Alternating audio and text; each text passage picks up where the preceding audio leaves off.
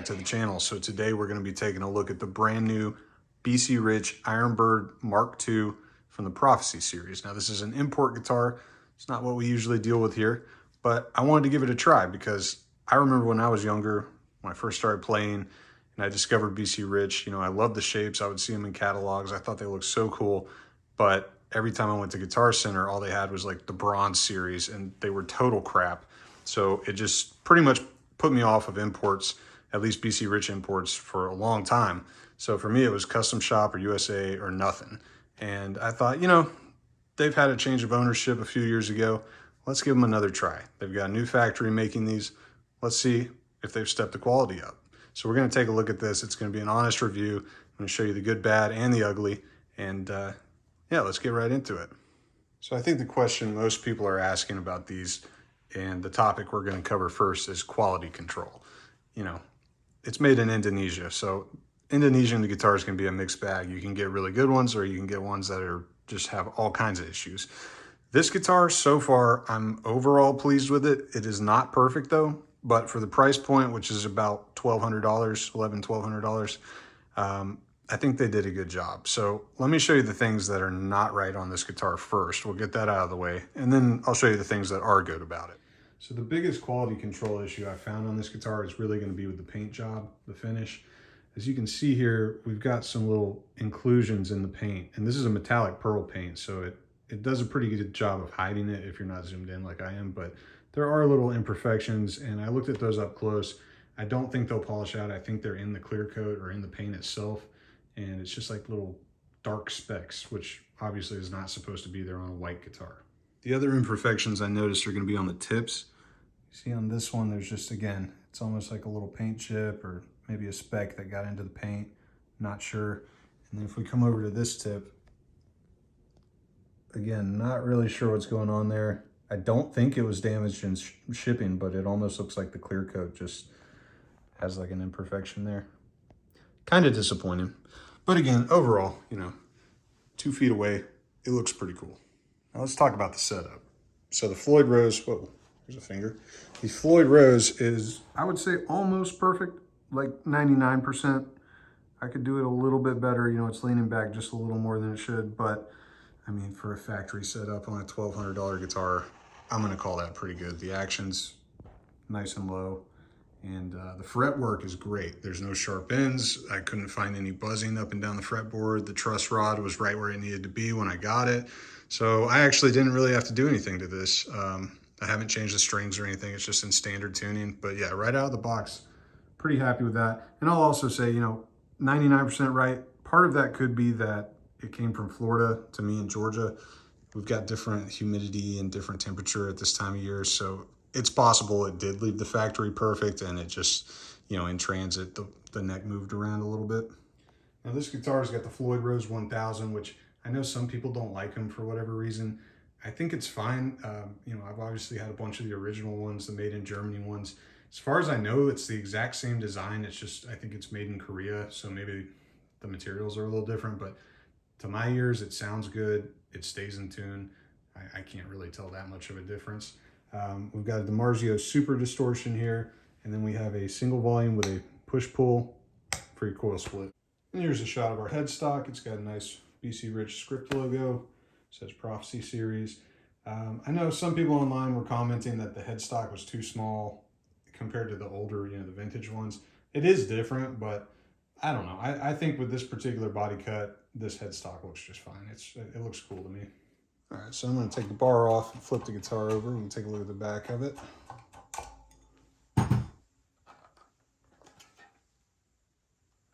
It's still got the plastic on there, but you get the idea. I do really like where they placed the input jack. I think that is an improvement over some of the other ones I've seen where it's like down here, even up in here. That's a nice touch that they did. It's also got a great cutaway, which, you know, you would expect on an Ironbird, but perfect fret access to the upper frets. Bring the camera over here. It's kind of hard to see on camera, but this actually has a satin neck. So you've got gloss finish. The satin begins right about here, and then gloss finish begins right here again. So that was a nice touch. The neck profile is great. It's on the thin side, but it's still kind of rounded. It's got a decent amount of chunk to it, so it's not like an Ibanez Wizard thin or anything, but it's very easy to play fast on. I like it. So like I said earlier, I have not modified this guitar or made any changes even to the factory setup. I am going to make one change though. I have one of these old school BC Rich top hat knobs, and I am going to put that on there because I think it will look better. So if you see that on there later in the video, just know if you go buy one of these, it's going to come with this, not with this.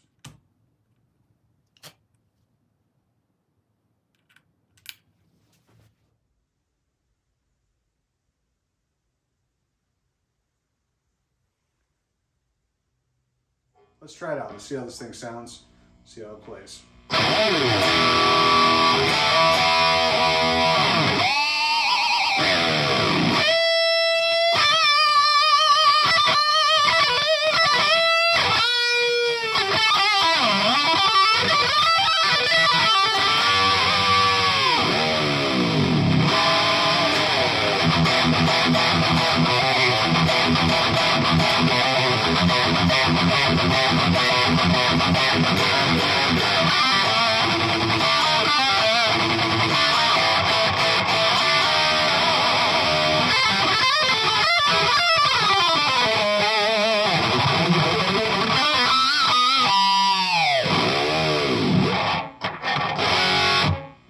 Stayed in tune pretty good, you know.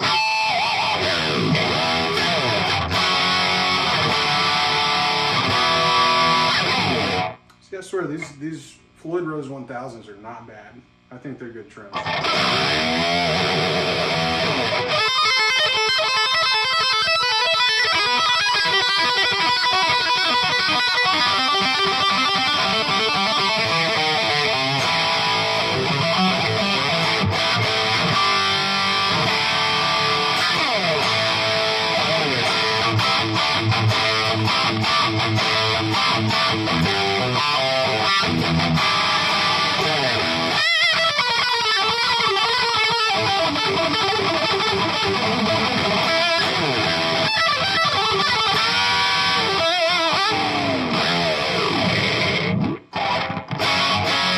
Still in tune. I mean, hey, that's pretty good.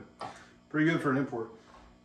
I dig this neck profile. It's I had another Ironbird import. I don't remember the exact model, but it was white. It was a bolt-on, and I think it was like a 2005 or 2009 or something. It was the one that had the lightning bolts. You guys probably know what they are, but it had a much thinner neck than this, and I didn't really like it. It was like too thin. This one's got a decent amount of, you know, chunk to it. So it's a little more comfortable for guys like me that, you know, I tend to play with my thumb over a lot. That's why I don't really like the V-shaped necks or super thin necks. But yeah, I think this is a profile most people would get along with. And the frets, again, fretwork is great. Nice big jumbo frets too. And I'm pretty impressed with the quality on the fretboard at least. Again, my main complaint with this one is really just little stuff with the finish. They could have done better, but for $1,200 or $1,100, whatever they are, I think it's a good deal. It's a pretty good bargain. The only real complaint I have outside of that stuff is it does not come with a case, and I was not aware of that when I bought it. I just kind of like, I got an email at midnight that they were in stock, and I just, oh, buy. And it just showed up in a box. So that kind of sucked, you know. It's like a guitar this pointy and breakable definitely needs some kind of case. I can understand them not throwing in like a $300 custom shop case, because for this price that just doesn't make sense. But it would be nice to see BC Rich in the future do something like Kiesel or Mayona's, the guys, or even Gibson, you know, with the SGs, they do the soft cases that are like padded soft cases, so they're kind of in between a hard case. They're not, you know, they're better than a gig bag, but they're not as good as a hard case. I think something like that, if they could find a way to fit this in one of those, would be perfect. Because those are generally like 150 bucks or less. So I think for this price point, that would make sense. But yeah, so, you know, other than that, and that was really my fault for just not reading the fine print, you know, pressing by without reading the whole description. All right, guys, that's going to wrap it up for the Ironbird Mark II Prophecy series. If you enjoyed the video, consider liking and subscribing. I don't really care if you do or not. I don't make money doing this, but come on. You don't want to miss any of this stuff, do you?